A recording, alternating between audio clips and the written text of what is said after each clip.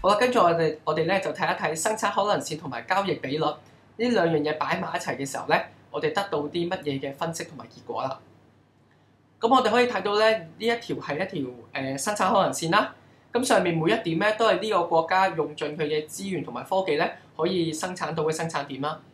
咁喺上面咁多個藍色點裏面咧，佢就是但揀一點嚟到去生產同埋消費啦。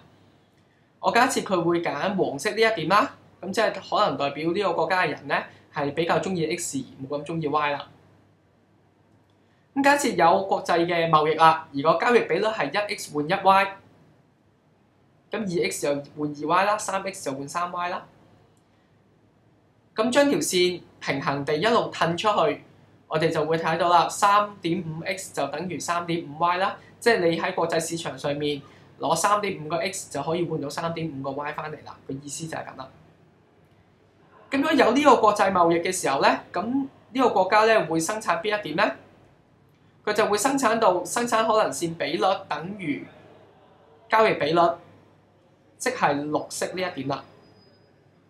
綠色呢一點咧係喺條生產可能線上面嘅，即係咧佢用盡佢嘅資源同科技咧係可以生產到嘅。咁而生產綠色呢一點有咩好處咧？個好處就係咧佢可以沿住紅色呢一條嘅交易比率線咧去選擇呢一點咧更好嘅消費點啦。當佢生產到綠色呢一點之後咧，佢可以放棄若干嘅 Y 嚟到換取若干嘅 X 啦。咁佢可以有個新嘅消費點，就係紫色呢一點啦。所以咧，我哋而家睇到喺貿易之前咧，生產同埋消費點咧都係黃色呢一點。貿易之後咧，個生產點就係綠色呢一點。生產到綠色呢一點之後咧，可以沿住條交易線去做交易啦。咁最後嘅消費點咧就係紫色呢一點。